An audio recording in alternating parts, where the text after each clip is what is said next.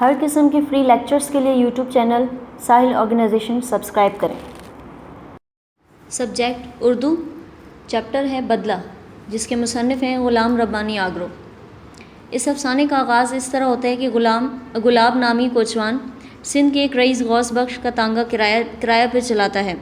اس تانگے کے گھوڑے کا نام پکھی ہے، جو بہت خوبصورت، سڈول اور تندومند، عقل مند اور وفاشار ہے۔ وہ اپنے مالک کے اشاروں پر چلتا ہے، اسے کبھی مارنے کی ضرورت ہی پیش نہیں آتی۔ گلاب کو پکھی پر بڑا ناز تھا۔ صبح سویرے جب وہ نہار منہ گھوڑے کو تانگے میں جوتتا اور اسے لے کر اسٹیشن کی طرف چلتا تو پکھی ہنہنا کر خوشی کا اظہار کرتا اور بجلی کی سی تیز رفتاری کے ساتھ اسٹیشن پہنچ جاتا۔ گلاب کا سر اسے دیکھ کر فخر سے بلند ہو جاتا۔ اسٹیشن پر دوسرے تانگے والے موجود ہوتے تھے، وہ بھی پکھی کی بڑی تعریف کرتے تھے۔ جو بھی سواریاں ایک مرتبہ اس تانگے پر بیٹھ جاتیں وہ اس کی گروید ہو جاتی تھی، اور جب انہیں یہ تانگا نظر آتا تو وہ تمام تانگوں کو چھوڑ کر اس میں بیٹھنا پسند کرتی تھی۔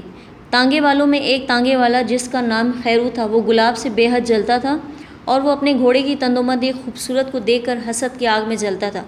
وہ اس لیے بھی گلاب کا دشمن تھا کہ وہ گلاب سے پہلے یہی تانگا چلاتا تھا، لیکن رئیس بخش نے اسے نکال دیا تھا، کیونکہ وہ نشہ کرتا تھا اور بدعنوانیوں میں بھی ملوث تھا۔ اتفاق سے گلاب بیمار ہو گیا اور اسے تانگا عارضی طور پر چھوڑنا پڑا۔ اس اثنا میں خیرو کو انتقام کا موقع مل گیا۔ اس نے رئیس کو جا کر اکسایا کہ وہ تانگا اسے چلانے کے لیے دے دے، ورنہ گھوڑا کھڑے کھڑے بیمار ہو جائے گا۔ رئیس اس کے بھڑکانے میں آ گیا اور اس نے تانگا خیرو کو چلانے کے لیے دے دیا۔ خیرو نے دراصل دشمنی گھوڑے سے نکالی۔ اس نے بے زبان جانور پر طرح طرح کے ظلم توڑے، اسے نشہ تک پلایا، اس کے جسم میں میخیں تک چبھوئیں، یہاں تک کہ اس کو کھانے پینے کو بھی صحیح نہیں دیا۔ گھوڑے کی حالت چند دن میں بدتر سے بدتر ہو گئی اور وہ چلنے کے بھی لائق نہیں رہا، اور بالآخر اسے تھان پر لا کر باندھ دیا اور رئیس سے کہا کہ یہ گھوڑا بیکار ہو چکا ہے اور چلنے کے لائق نہیں رہا۔ چند دن کے بعد گلاب تندرست ہو گیا اور وہ رئیس کے پاس جا کر تانگا لینے کے لیے پہنچا تو رئیس نے گلاب سے کہا کہ جاؤ پہلے جا کر گھوڑے کو دیکھو، وہ اب بیکار ہو چکا ہے۔ گلاب گھوڑے کو دیکھنے کے لیے گیا اور اس کی حالت زار دیکھ کر اس کی آنکھوں میں آنسو آ گئے۔ گھوڑا اسے دیکھ کر ہنہنانے لگا اور اس نے ایسا تاثر دیا جیسے کوئی اس کا ہمدرد آ گیا۔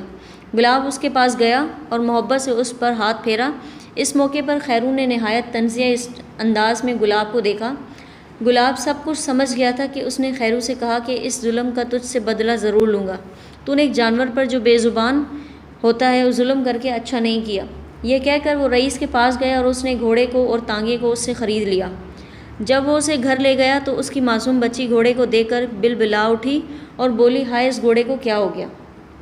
ایک دن گلاب نے گھوڑے کو تانگے میں جوتا اور اسٹیشن کے اڈے پر جانے لگا تو معصوم بچی بھی تانگے میں بیٹھ گئی۔ جب تانگا اڈے پر پہنچا تو اسے وہاں خیرو کوچوان نظر آیا۔ وہ دیکھ کر سخت برہم ہوئی اور اس نے تمام کوچوانوں کے سامنے خوب اسے برا بھلا کہا اور اسے ظالم قرار دیا۔ خیرو نے شرم سے اپنی گردن جھکا لی اور تمام لوگوں کے سامنے اس کا چہرہ پیلا پڑ گیا۔ اس کی یہ حالت تھی کہ اس وقت زمین پھٹ جاتی اور وہ اس میں سما جاتا۔ افسانہ نویس اس افسانے میں ایک تو اس حقیقت کی واضح کرنا چاہتا ہے کہ جانوروں پر، بالخصوص ان جانوروں پر جو انسان کے وفادار ہوں، کبھی ظلم نہیں کرنا چاہیے۔ وہ سب سے زیادہ انسان کے رحم و کرم کے مستحق ہوتے ہیں، اور وہ بے زبان ہونے کی وجہ سے حروف شکایت زباں پر نہیں لا سکتے اور نہ فریاد کر سکتے ہیں، لیکن اپنے عمل سے خوشی، غمی، غصہ، نفرت اور محبت کا اظہار کر دیتے ہیں۔ علاوہ ازیں انسان کو چاہیے کہ وہ اپنی پیشہ ورانہ قابلیت اور یا انتقام جانوروں سے کسی قیمت پر نہ لیں، وہ تو بے قصور ہوتے ہیں۔ مزید فری لیکچرز کے لیے یوٹیوب چینل ساحل آرگنائزیشن سبسکرائب کریں۔